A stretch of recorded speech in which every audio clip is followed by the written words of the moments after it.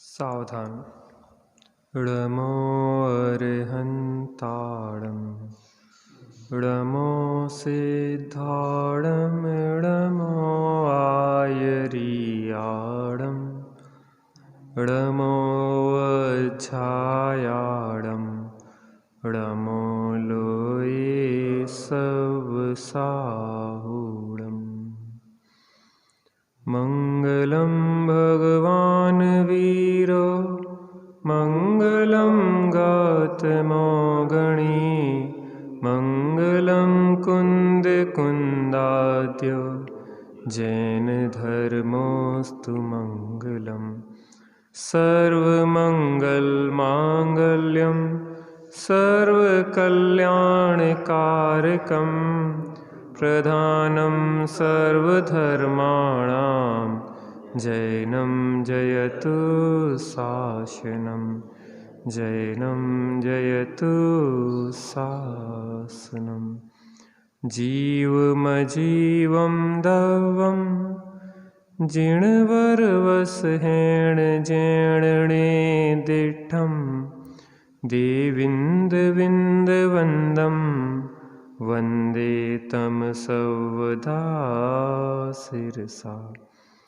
आत्मज्ञान ही ज्ञान है शेष सभी अज्ञान विश्व शांति का मूल है वीतराग विज्ञान वीतराग विज्ञान।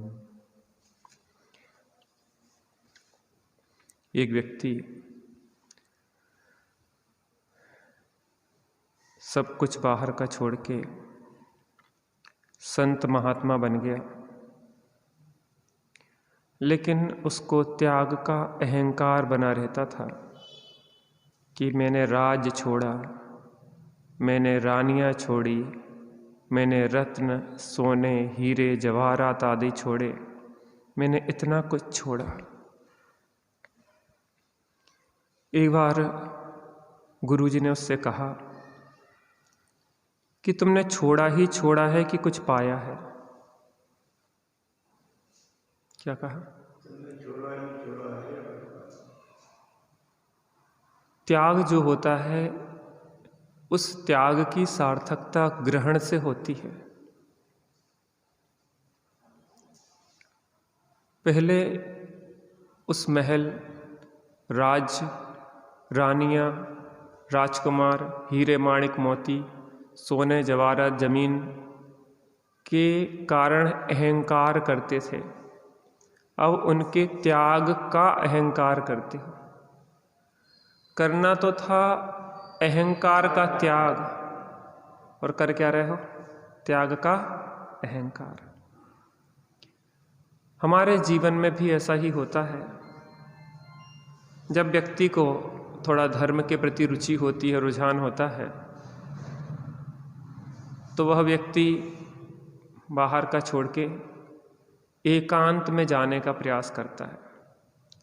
वैसे ही व्यक्ति परेशान है, व्यापार धंधे की झंझट, नौकरी की चेंचें, पत्नी बच्चों की निरंतर होती हुई मांगे, उनके कारण वैसे ही परेशान था, तो वह पलायनवादी बन जाता है और वह उस स्थिति से भाग जाता है। लेकिन भागना या त्यागना कोई दुख से निवृत्ति का उपाय नहीं है। दुख का मूल कारण समझना चाहिए। दुख का मूल कारण है कि हमने स्वाशुद्धात्मा का ग्रहण नहीं किया, और जब तक स्वाशुद्धात्मा का ग्रहण नहीं होगा तब तक हम कितना ही छोड़ें। पहले ग्रहण का अहंकार था, अब त्याग का अहंकार है, जबकि करना क्या था? अहंकार का त्याग करना था। पहले स्त्री पुत्र कुटुंब में के माध्यम से अहंकार करते थे, अब इस शिष्य मंडली के माध्यम से अहंकार करते। मेरे कितने सारे शिष्य हैं, मेरी कितनी शिष्याएं हैं, मेरे कितने आश्रम हैं, मेरे कितने चाहने वाले हैं, मेरे कितने भक्त हैं। दूसरों को भक्त बना रहे हैं, लेकिन स्वयं की भक्ति करना सीख पाए कि नहीं सीख पाए? परमात्मा की भक्ति हम करना सीख पाए कि नहीं सीख पाए? शुद्धात्मा की भक्ति करना सीख पाए कि नहीं सीख पाए, सच्चे देव साध गुरु के स्वरूप को समझ पाए कि नहीं समझ पाए। इसलिए हम यहाँ पे बैठे हैं विचार करने के लिए कि हमारे जीवन में कैसे परिवर्तन हो और हम सच्चे सुख के मार्ग पे बढ़ें। अपन ने प्रारंभ में देखा था कि जीव दुखी है और दुख का कारण है मोह राग द्वेष। मोह माने मिथ्यात्व, राग द्वेष माने कसाय। जीव मिथ्यात्व और कसाय के कारण दुखी है। मिथ्यात्व माने होता है पर को अपना मानना। किसको अपना मानना? पर को अपना मानना, अर्थात ये शरीर मैं हूँ, ये शरीर के माता पिता मेरे माता पिता है, इस शरीर की स्त्री मेरी स्त्री है, शरीर की संतानें मेरी संतान है। इस प्रकार पर के माध्यम से ही इसका मूल्यांकन चलता रहता है। काय के माध्यम से? पर के माध्यम से। अर्थात मूल में हमने केंद्र में अगर शरीर को रखा तो शरीर संबंधी ही समस्त संकल्प विकल्प चलते हैं, और केंद्र में अगर शुद्धात्मा को रखा तो शुद्धात्मा संबंधी ही पदार्थों में अपनापन होता है। जब हम अपने को शुद्धात्मा जानते हैं तो हमें देव सात गुरु अपने दिखते हैं, हमें अपने साधर्म्य दिखता है, हमें अपने धर्मायतन धर्मात्मा आदि अपने दिखाई देते हैं, उनके प्रति विकल्प आता है। और अगर शरीर को केंद्र बनाया तो शरीर की और इंद्रियों की अनुकूलताओं में जो निमित्त होते हैं उनके लिए ही सर्वस्व हमारा समर्पित होता रहता है। तो राग देश मोह राग देश के कारण मिथ्यात्व कसाय के कारण दुखी है, और मिथ्यात्व कसाय के त्याग से सुखी होंगे। अर्थात धर्म माने मोह राग देश का त्याग और स्वशुद्धात्मा का ग्रहण। मोह राग देश का त्याग नास्ति है और शुद्धात्मा का ग्रहण अस्ति है। देखो, कोई अगर कदाचित बाहर में निर्वृत्ति लेके अगर सन्यास भी धारण कर ले तो उस सन्यास की सार्थकता आत्म स्वरूप में प्रवृत्ति से है। आत्म स्वरूप में प्रवृत्ति ना करे तो वह निर्वृत्ति भी वास्तविक निर्वृत्ति नहीं है, अपितु अहंकार की पोषक हो जाती है। इसलिए हमें यहाँ पे यह बता रहे हैं कि महत्व किसका है, स्व के ग्रहण का या पर के त्याग का। पेज नंबर 34 नीचे का पैराग्राफ देख रहे थे अपन। सुख की प्राप्ति के लिए बाहर से हटना है और स्वभाव में लगना है। बाहर से हटना व्यवहार है, स्वभाव में लगना परमार्थ है। बाहरी आश्रय दो प्रकार के हैं। एक तो संसार शरीर भोगादिक, वे तो अशुभ हैं, उनमें लगने का फल पाप बंध होता है। दो प्रकार के आश्रय हैं। एक अप्रशस्त आश्रय, कुगुरु कुदेव कुधर्म कुआयतन, उनमें लगने का फल क्या है? उससे क्या होता है? पाप का बंध होता है।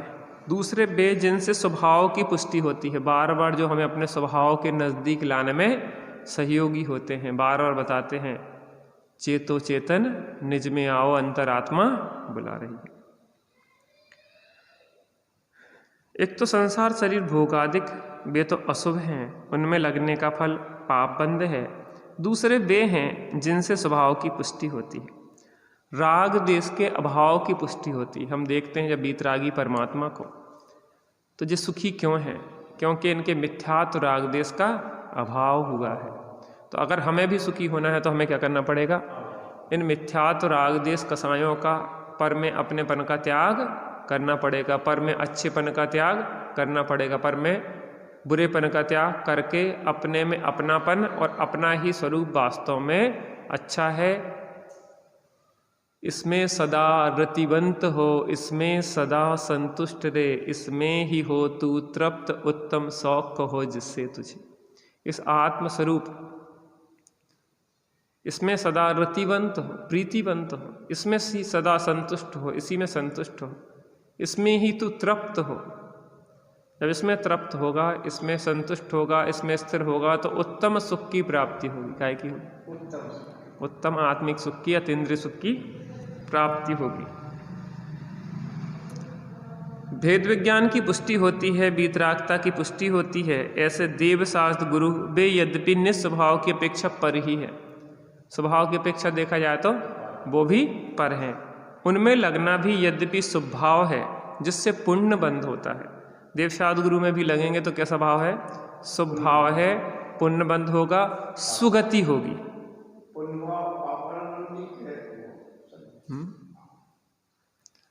देखो, एक पुण्यानुबंधी पुण्य होता है, एक पापानुबंधी पुण्य होता है। हाँ, ऐसा पुण्य जिसके भोगने पे पाप का अनुबंध होता है, और दूसरा ऐसा पुण्य जिसको सातिशय पुण्य कहें, जिसके द्वारा हमें पुण्य का अनुबंध होता है। अगर हम पुण्य के उदय में पंचेंद्रिय के विषयों में लगे, स्पर्शन, रसना, घ्राण, चक्षु और कर्ण 5 इंद्रिय होती हैं, और इनके जो विषय होते हैं अगर इसमें लगते हैं पुण्य के उदय में, तो पाप का बंध होता है। और पुण्य का उदय है तो हम देव साध गुरु की भक्ति, पूजा, उपासना में लग रहे हैं, स्वाध्याय में लग रहे हैं, और सद आयतनों के माध्यम से अपने स्वभाव की पुष्टि कर रहे हैं, तो उससे क्या होता है? पुण्य बंध होता है। परंपरा से वो धर्म का भी कारण होता है। तो क्या कह रहे हैं? उनमें लगना भी यद्यपि स्वभाव है जिससे पुण्य बंध होता है, संसार का ही कारण है, तथापि उसको करते हुए भी ज्ञानी पुष्टि संसार की नहीं अपितु वीतरागता की ही करते हैं, तब वे आत्म कल्याण के साधन हो जाए कहे जाते हैं। माने देवशास्त्र गुरु के पास आए, भगवान को देखा, अपने को देखा, जिन वाणी में शुद्धात्मा की महिमा पढ़ी, अंदर में देखा। एक बात, जैसे हमारे देव नहीं है, हम की देव पर अपने आप में देव। देखो क्या है, देव जो साक्षात देव हैं, जिनेंद्र देव, वो तो सिद्धालय में है, और जो पूर्व के हिसाब से अगर विचार करें 24 तीर्थंकरों का, तो वो अरिहंत दशा में थे, समोसरण में विराजमान थे। वो साक्षात है नहीं। जैसे हमारे पिताजी के पिताजी के पिताजी थे, वो अभी है नहीं, हमने उनकी शकल भी नहीं देखी, है ना।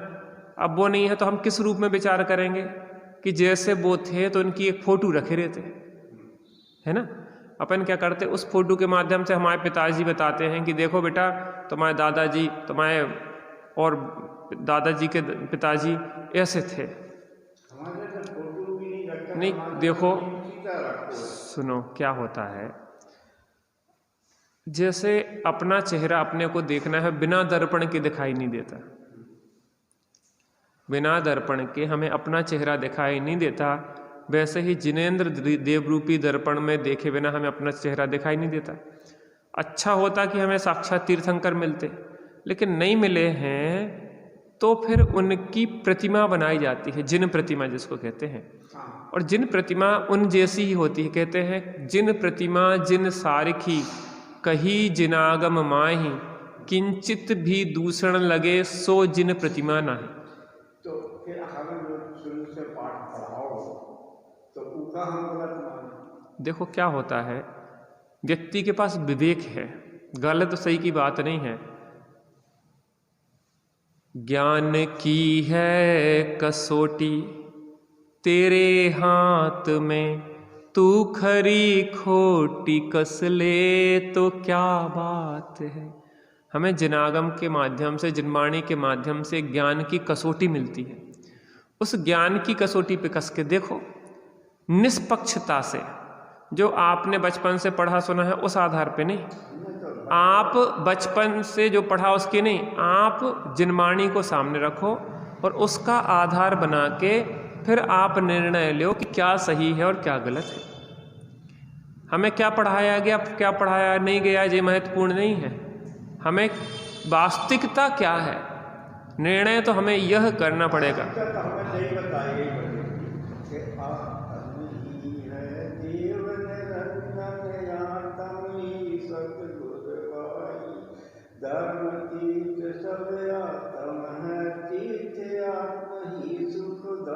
आपकी बात बिल्कुल सही है, निश्चय से ऐसा ही है, लेकिन व्यवहार से तीर्थ की प्रवृत्ति के लिए जिन प्रतिमा, जिन मंदिर, जो 9 देवता में बताया, जिन वाणी, जिन धर्म, जिन 9 देवता में जो जिन प्रतिमा आती है, वो जिन प्रतिमा माने जिनेंद्र परमात्मा साक्षात नहीं है, तो जिन प्रतिमा, अकृत्रिम जिनालय है ना, अकृत्रिम जिनालयों में अकृत्रिम जिन प्रतिमाएं हैं अनादिकाल से। भरत जी ने कैलाश पर्वत पे जिन मंदिरों का निर्माण किया था और वहाँ पे रत्नों की प्रतिमाएं विराजमान की थी। नंदीश्वर द्वीप में अकृत्रिम जिन मंदिर और जिन प्रतिमाएं हैं। लाल नख मुख नयन श्याम अरु श्वेत है, श्याम रंग भोह सिर केस छवि देत हैं। श्याम रंग भोह सिर केस छवि देते हैं। मनोहसत कालुस हरम भौन बाबन प्रतिमा नमो सुख करण। कितनी 13 दीव तक अकृत्रिम जिन मंदिर जिन प्रतिमाएं हैं। कैसी अकृत्रिम? सुमेरु पर्वत में भी अकृत्रिम जिन मंदिर और जिन प्रतिमाएं हैं। जब जो नदियां हैं ना, 14 नदियां होती हैं, गंगा सिंधु आदि, जो जहाँ ऊपर से गिरती हैं उसके ऊपर एक अकृत्रिम जिन प्रतिमा होती है और उसके ऊपर गिरती हैं। ऐसा लगता है कि माने वह नदियाँ उनका अभिषेक कर रही हों। जो ऊपर जो सरोवर होते हैं ना, उन सरोवर जब नीचे नदियाँ निकलती हैं उन सरोवरों से, तो ऊपर से जब धार गिरती हो अकृत्रिम जिन प्रतिमा के ऊपर गिरती है। तो हमें अपनी ज्ञान की कसौटी में जे परमार्थ का कथन है, जे निश्चय का कथन है कि शुद्धात्म ही देव है, लेकिन उस शुद्धात्मा को दर्शाने वाली जो जिन प्रतिमा है वो भी व्यवहार से देव है, उसका निषेध नहीं किया जा सकता। भावदीप का एक ग्रंथ है, पंडित दीपचंद जी कांसलीवाल ने उसको लिखा है। उसमें उन्होंने कहा कि कोई द्रव्य देव को माने और भाव देव को न माने तो मिथ्या दृष्टि, और कोई भाव देव को न माने और द्रव्य देव को न माने तो मिथ्या दृष्टि। अर्थात कोई जिन प्रतिमा को नहीं मानता है, मात्र शुद्धात्मा को मानता है, या जो साक्षात द्रव्य रूप से तीर्थंकर समोसण विराजमान है उनको नहीं मानता है तो भी मिथ्या दृष्टि है। और जो मात्र तीर्थंकर को ही पूजे और आत्मा को नहीं माने तो भी मिथ्या दृष्टि। इसलिए अनेकांत स्यादवाद की शरण में जाके हमें आत्मा का हित करना चाहिए। किन्हीं व्यक्तियों के दूसरे के निर्णय के आधार पे हम नहीं जी सकते। हमें अपना खुद का निर्णय लेना होगा। किराए की बुद्धि से काम नहीं चलता। निष्पक्ष होके अगर हम जिनवाणी को पढ़ेंगे तो हमें सही बात सही लगेगी। हमारे पिताजी के पिताजी हमने नहीं देखे तो फोटो बनाते हैं कि नहीं बनाते।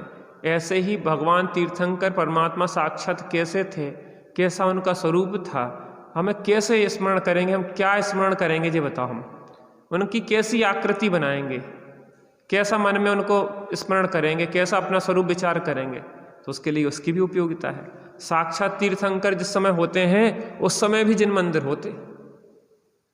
लंका में जब रामचंद्र जी लंका को जीत के गए तो वहाँ सबसे पहले शांतिनाथ भगवान के जिनालय के दर्शन किए थे। रावण जब बहुरूपिणी विद्या सिद्ध कर रहा था तो शांतिनाथ भगवान के जिनालय में बैठ के सिद्ध कर रहा था।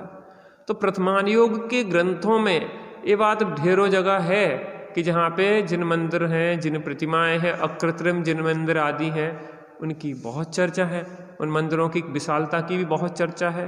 इसलिए हमें अपने विवेक और ज्ञान की कसौटी का प्रयोग करना चाहिए। तो उससे क्या होगा कि हम कहीं भी गलत मार्ग पे नहीं जाएंगे, क्योंकि जो भी व्यक्ति करता है उसका फल उसी को भोगना पड़ता है, समूह नहीं भोगता।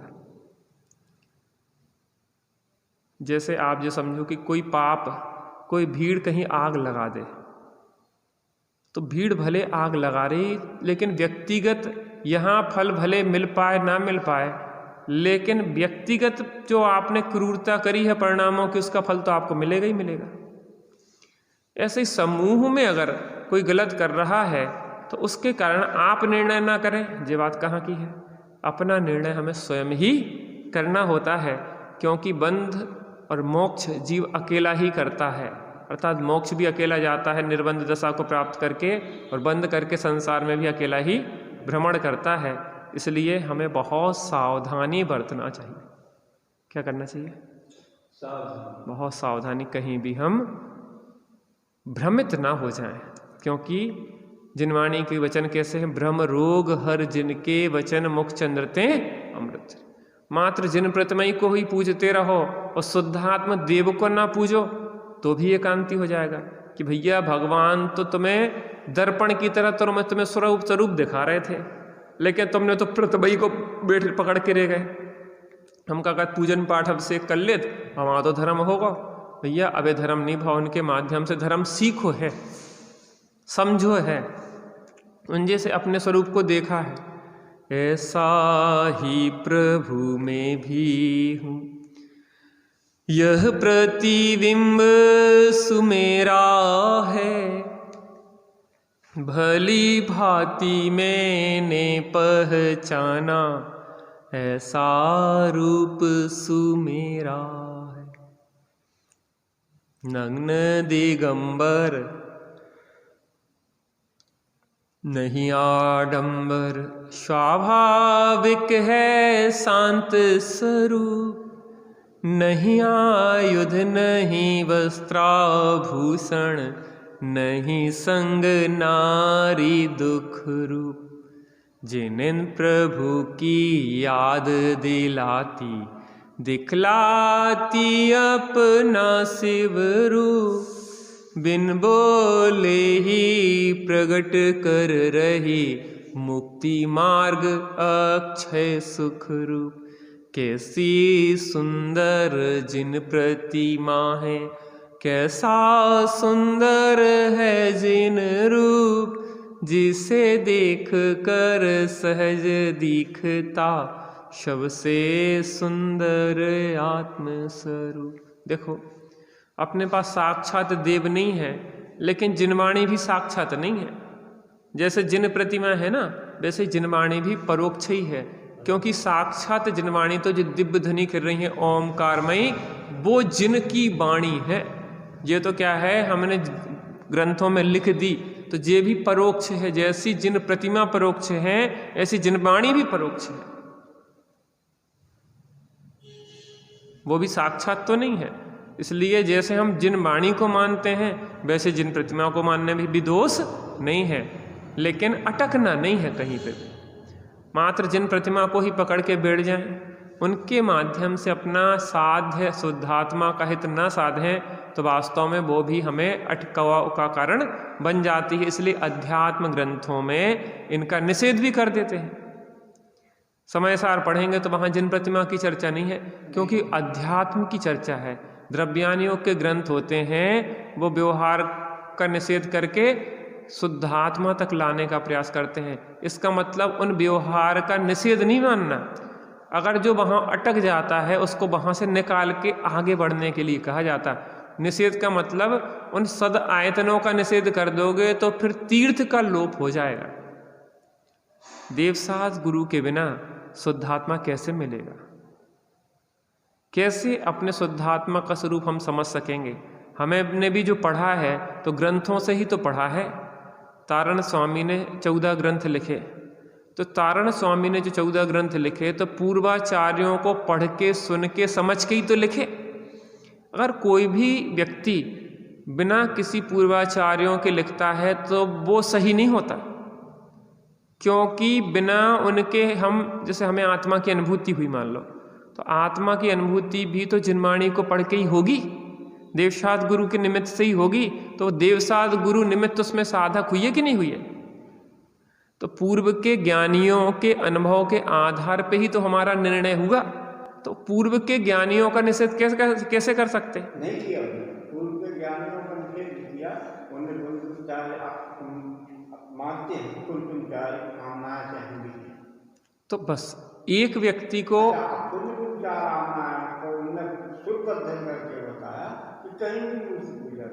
देखो क्या होता है। कुंद कुंद आचार्य देव ने 84 पाहुड़ लिखे, 84 प्राभृत ग्रंथ लिखे, जिसमें उनके द्वारा जो लिखे हुए ग्रंथ हैं समय सार, नियम सार आदि ऐसे 12-13 ग्रंथ या जो भी उनके प्राप्त होते हैं वो है। अभी बाकी कहाँ है? मान लो वो तो सब नष्ट। तो जो ग्रंथ लिखे थे उनने, श्रावकाचार आदि भी लिखे होंगे, जो भी लिखे, तो जहाँ जिसकी उपयोगिता है वहाँ उसका वर्णन किया जाता। अध्यात्म में आत्मदेव की महिमा होती है, जिन प्रतिमा की बात नहीं आती, अपितु वहाँ तो निषेध हो जाता है। लेकिन जब व्यवहार में चरणान योग में, प्रतिमान योग में कोई ग्रंथ लिखा जाता है तो उसमें जिन प्रतिमा, देवशाद, गुरु सबकी चर्चा आती है, 9 देवों की चर्चा आती है। और आचार्य कुंद ने जो भी ग्रंथ चरणान योग संबंधी या व्यवहार के उसमें उपयोगिता के लिखे होंगे तो उसमें अवश्य ही देवशाद, गुरु, 9 देव और जिन प्रतिमा सबकी चर्चा आई होगी। लेकिन अध्यात्म की जब हम भी चर्चा करेंगे तो क्या करेंगे? बस एक शुद्धात्मा की ही चर्चा करेंगे कि दूसरी करेंगे? तो जब सामने जो ग्रंथ लिखा जा रहा है उसके साथ न्याय किया जाता है। तारण स्वामी ने अध्यात्म की मुख्यता से ग्रंथ लिखे हैं, तो अध्यात्म की मुख्यता में वहाँ तो व्यवहार का निषेध होता है, वहाँ व्यवहार का पोषण नहीं होता। लेकिन हम ये कह रहे हैं कि जो व्यक्ति, बात कहाँ की है वो, जो व्यक्ति सीढ़ियों पे अटक गया है उसे कहता है कि सीढ़ियों में कुछ नहीं रखा। लेकिन भाई साहब, सत्य पे चढ़ना है तो सीढ़ियाँ तो चाहिए। बिना सीढ़ियों के छत पे नहीं पहुंच सकते, लेकिन सीढ़ियों में अटकने वाले भी छत पे नहीं पहुंच सकते। तो अध्यात्म क्या करता है कि उन व्यवहार साधनों में जो अटक गया है उनका निषेध करके वो ऊपर लाना चाहता है। देखो, कोई भी कथन जो होता है, जो भी कथन होता है, वह कथन ऊपर चढ़ने के लिए होता, नीचे गिरने के लिए नहीं होता। तो इसका मतलब ये नहीं है कि हम जब स्वरूप में रहेंगे तो जिन प्रतिमा कहाँ से आएगी। जब स्वरूप में जाने की बात है तो जिन प्रतिमा की ओर देखने का भी निषेध होगा कि भैया उन्हें देखो, देखते रहोगे तो आत्मा कैसे देखोगे। लेकिन जब आप अपने स्वरूप में नहीं रह पा रहे तो जिन प्रतिमा, देवसाद, गुरु के निकट नहीं रहोगे तो फिर अपना ही अहित कर लोगे, क्योंकि फिर पापों में जाएंगे, कुगुरु कुदेव कुधर्म में जाएंगे। नहीं, कुगुरु कुदेव कुधर्म कुआयतनों में तो घूमते हैं लोग, सब जगह सबको मूझते, बस प्रतिमा का निषेध करेंगे तो ये तो गलत बात है। ये तो हम नीचे गिर गए ऊपर चढ़ने की जगह। अच्छी बात थी कि तुम स्वरूप में ही बने रहते, बाहर निकलते नहीं, तो ना प्रतिमा, ना मंदिर, ना देवसाद, गुरु, कोई जरूरत नहीं पड़ती। लेकिन स्वरूप में रह नहीं रहे और कुगुरु कुदेव कुधर्म के निकट घूम रहे हैं, ये तो योग्य नहीं है। इसलिए हमें अपने विवेक को हमेशा जागृत रखना चाहिए कि किसी की बातों में आवे न जग की कदापि, चमत्कार लख कर नहीं मूड होवे, जिनागम पढ़ें और पढ़ावें सभी को, सदा ज्ञान दीपक सुजलता ही जावे। क्या कह रहे हैं? तो यहाँ पे जो कह रहे हैं उस बात पे चर्चा चल रही थी कि तीसरा उपर्युक्त दोनों आश्रयों से आगे, इसका ध्यान रखना है। यहाँ पे क्या कह रहे हैं कि एक तो पंचेंद्रिय के विषय भोग पापों में कुगुरु कुदेव कुधर्म में लगने का है स्थान, एक देवशाद गुरु सद आयतनों में सच्चे देवशाद गुरु में लगने का है, जिन मंदिर, जिन प्रतिमा, देव जिनवाणी में लगने का है, और तीसरा स्थान है उपर्युक्त दोनों आश्रयों से आगे अपना चैतन्य स्वभाव का आश्रय, जिसमें लगने का फल है राग देश का नाश होकर आत्मा की शुद्धता प्रकट होती है। छोड़ शुभ क्रियाकलाप, करो मत कदापि पाप, शुभ में मग्न हो न शुद्धता विसरणी, जीवन के परिणामन की गति 3 भांत बरणी, तामे शुभ अशुभ अंध, दो करत कर्म बंध, बीत राग परिणति ही भव समुद्र तरणी, जीवन के परिणामन की गति 3 भांत बरणी। क्या बता रहे? छोड़ शुभ क्रियाकलाप, करो मत कदापि पाप। शुभ क्रियाकलापों को छोड़ के कभी पाप को नहीं करना चाहिए। शुभ में ना मग्न हो, शुभ में मग्न नहीं होना चाहिए कि धर्म मान के हम शुभ में ही मग्न हो गए, अर्थात हमने आश्रव बंध को ही संबर निर्जरा अर्थात मोक्ष का कारण मान लिया, तो ये क्या हो जाता है? भ्रम हो जाता है। छोड़ शुभ क्रियाकलाप, करो मत कदापि पाप, शुभ में मगन हो न शुद्धता विसरणी, जीवन के परिणामन की गति तीन भांत वर्णी। जामे शुभ अशुभ अंध दो करत कर्म बंध। अब देखो शुभ को भी अंध कह दिया, तामे शुभ अशुभ अंध दो करत कर्म बंध, क्योंकि शुभ से भी कर्म बंध होता है, अशुभ से भी कर्म बंध होता है। भगवान को देखते रहो देखते रहो, जिन प्रतिमा की पूजन करते रहो तो भी पुण्य का बंध होगा, तो भी संसार ही है। लेकिन कब स्वरूप में नहीं रह रहे हैं, अगर उसमें नहीं रहेंगे तो पाप में जाएंगे, लेकिन उसमें ही बने रहें और स्वरूप में ना जाएं तो वास्तव में पुण्य बंधेगा, सुगति होगी, चतुर्गति का फेरा तो नहीं मिटता। तामे शुभ अशुभ अंध दो करत कर्म बंध, बीत राग परिणति ही भव समुद्र तरणी। जब सच्चे देव सावध गुरु जिन मंदिर जिन प्रतिमा आदि के माध्यम से स्वरूप को समझ के अपने स्वरूप में रम जाते हैं तो क्या होता है, हमारे भव समुद्र का अभाव हो जाता है, हम भव समुद्र से तिर जाते हैं। यहाँ कह रहे हैं कि तीसरा उपर्युक्त दोनों आश्रयों से आगे अपना चैतन्य स्वभाव का आश्रय है, जिसमें लगने का फल है राग देश का नाश होकर आत्मा की शुद्धता प्रकट होना। अपने स्वरूप के आश्रय से क्या होता है, शुद्धता प्रकट होती है। जो जीव स्वभाव में लगना चाहता है उसे बाहर से हटना जरूरी है, परंतु बाहर से हटना धर्म नहीं है। स्वरूप में लगना है तो बाहर से हटो। जैसे किसी बच्चे को पढ़ाई करना है तो क्या करे, बाहर के दोस्त यार फालतू यहाँ वहाँ के कामों से हट जाए और क्या करे, एकांत में रह के पढ़े। अब कोई बच्चा पढ़े तो नहीं और कमरे में अकेला बंद होकर मोबाइल चलाए तो योग्य नहीं है। तुमने जो निर्वृत्ति ली है वो अपनी पढ़ाई के लिए ली है, ना कि मोबाइल चलाने के लिए। समझ में आया ना? जो जीव स्वभाव में लगना चाहता है उसे बाहर से हटना जरूरी है, परंतु बाहर से हटना धर्म नहीं है। धर्म तो स्व में लगना है। महिमा आएगी उस त्याग की, चूंकि जिन पर पदार्थों का त्याग किया उन्हीं की महिमा है, अतः वह अहंकार का कारण बन जाता है। बाहर के पर पदार्थों की महिमा आती है, लेकिन अगर उसी की महिमा आती रहे तो वो अहम को पुष्ट करती है कि मैंने कितना छोड़ा, मैंने कितना छोड़ा, मैंने कितना छोड़ा। ऐसे त्याग से ही अहम की पुष्टि होती है, और जो व्यक्ति अपने अहम को पुष्ट करता है वह अपने संसार को आवागमन के चक्र को ही पुष्ट करता है। क्या को पुष्ट करता है? संसार परिभ्रमण। यह राग आग दहे सदा, ताते सैमामृत सेये, चिर भजे विषय कसाय, अब तो त्याग निज पद वेये। कहाँ रचो पर पद में न तेरो, पद यह क्यों दुख सहे।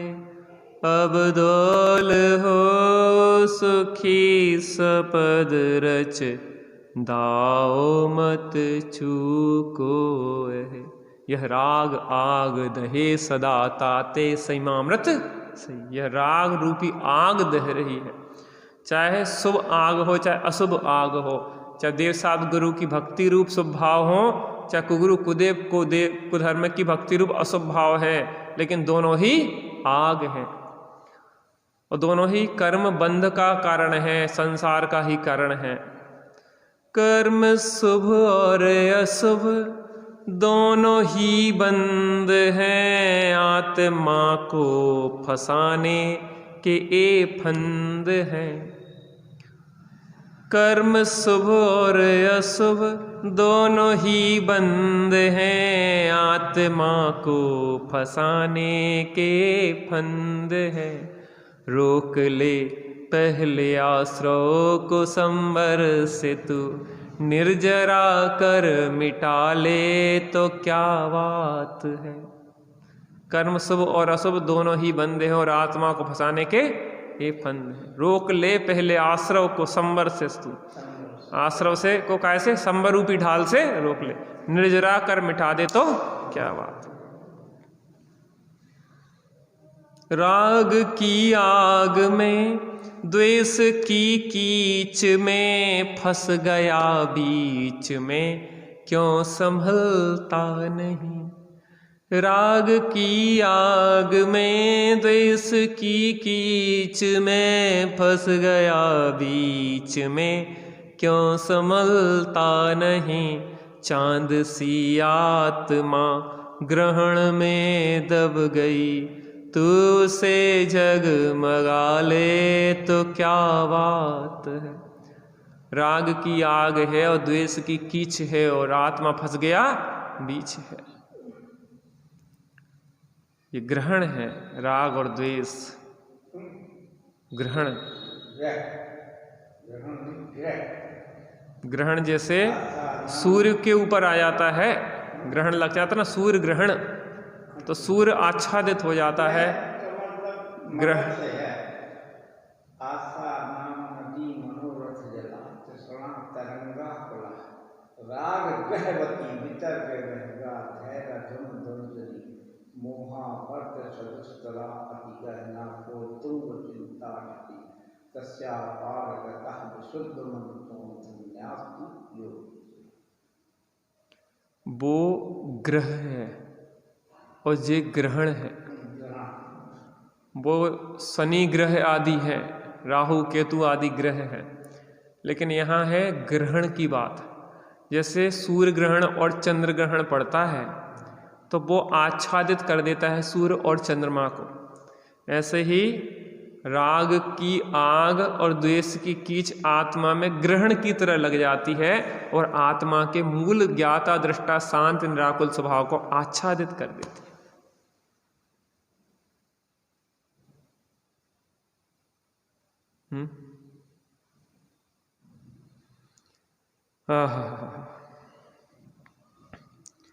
तो क्या कह रहे थे यहाँ पे, ऐसे त्याग से ही अहम की पुष्टि होती है और जो व्यक्ति अपने अहम को पुष्ट करता है वह अपने संसार को, आवागमन के चक्र को ही पुष्ट करता है।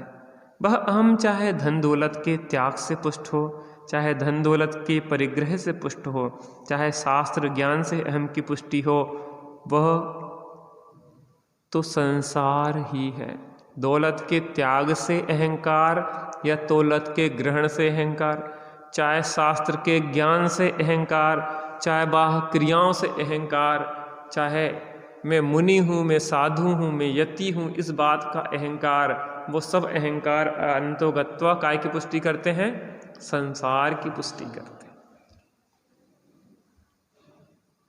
अहम तो अहम ही है। जब तक अपने स्वरूप में अहम नहीं होता है, अपनापन नहीं होता है, तब तक पर का अहम छूटता नहीं है।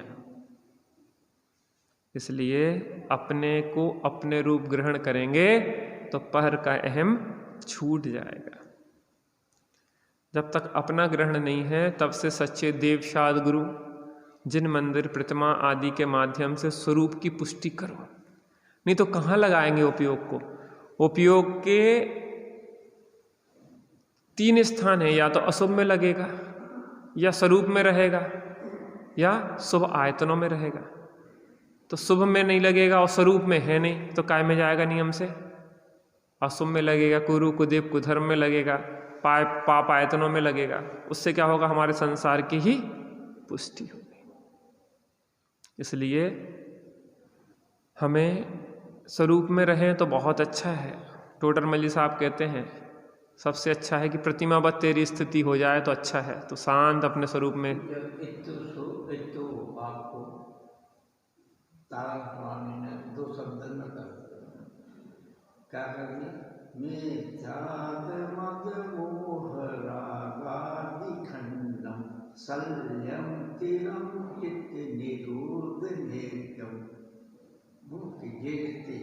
मिथ्या माया और निदान जो शल्य हैं उनको छोड़ के इच्छा निरोधस तपा और स्वरूप प्रतिमन तपा। वो नास्ति का कथन है इच्छा का निरोध, और स्वरूप में प्रतिपन्न अस्ति का कथन है। इसलिए अस्ति पूर्वक नास्ति होती है। कभी चर्चा बाहर के त्याग की आएगी, कभी ग्रहण की आएगी, लेकिन स्वरूप के ग्रहण से बाहर के अगर त्याग कर दिया है तो स्वरूप के ग्रहण से उसको सार्थक करना है।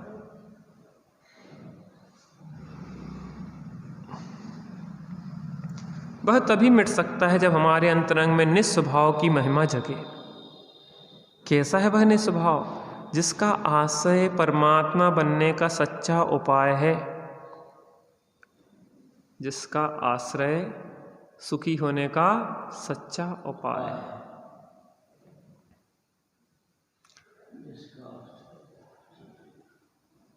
आत्म भावना भावता भावता जीव लहे निर्वाण रे। श्रीमद जी कहते हैं कि आत्मा की भावना भाव, उस आत्मा शुद्धात्मा की भावना भाते भाते ही यह जीव किसको प्राप्त करता है?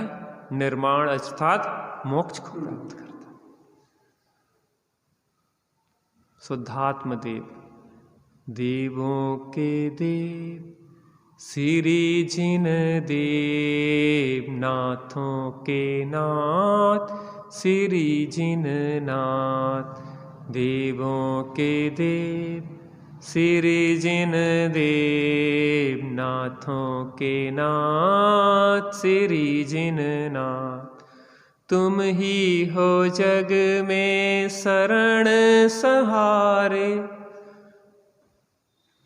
साचे बांधो तुम ही हमारे। तुमरे ही चरणों में झुकते हैं माथ। देवों के देव श्री जिन देव, नाथों के नाथ श्री जिन नाथ। जिसका आश्रय परमात्मा बनने का सच्चा उपाय है, जिसका आश्रय लेके साधक परमात्मा बनता है, वह निज स्वभाव निज परमात्मा ही परमार्थ है, परमात्मा है, समय सार है।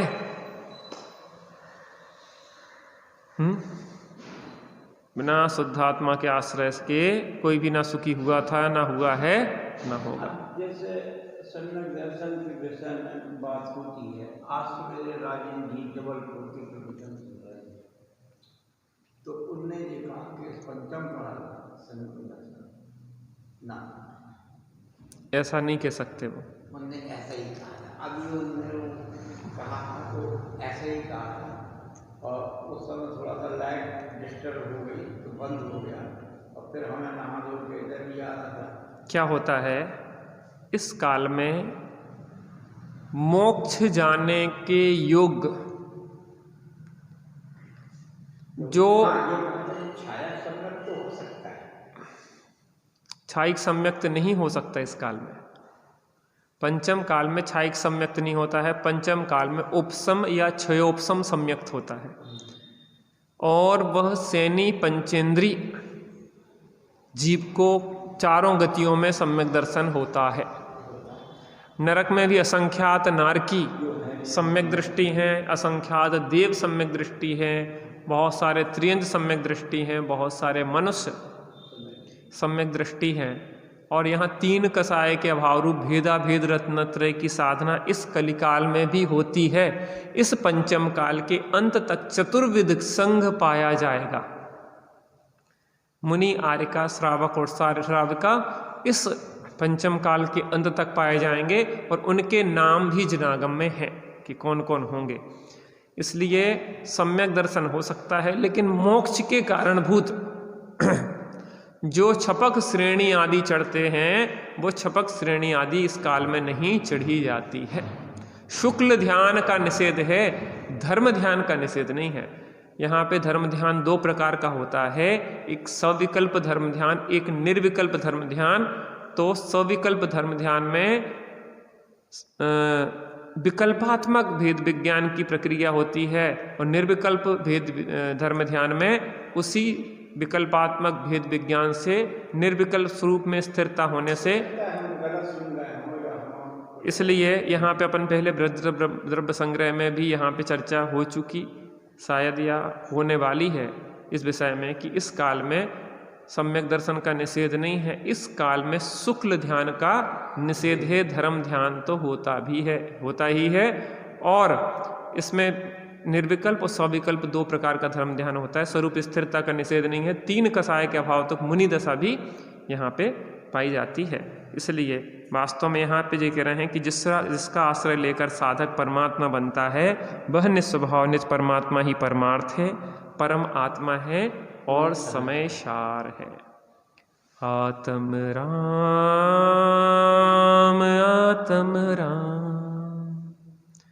आत्म राम आत्म राम, तू ही है ज्ञाता दृष्टा, तू ही है ज्ञाता दृष्टा, तू ही है। मैं ही हूँ ज्ञाता दृष्टा, मैं ही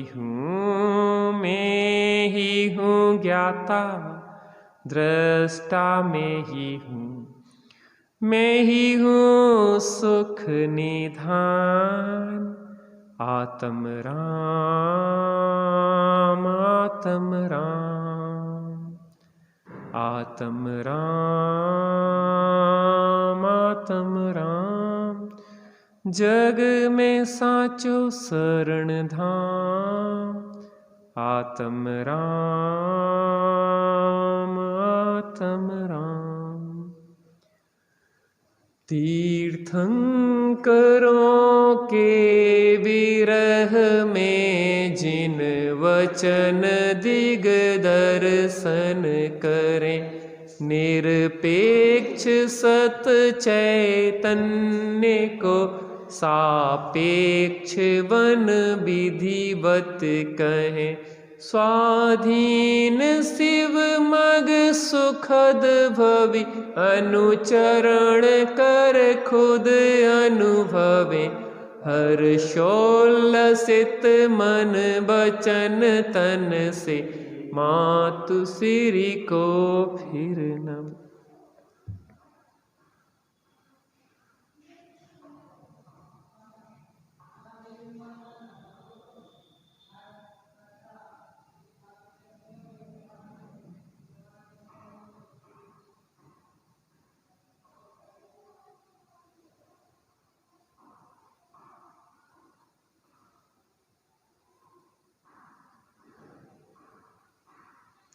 द्वादशांगिन माता की जय, महाजैन धर्म की जय, पंच परमेष्टि भगवान की।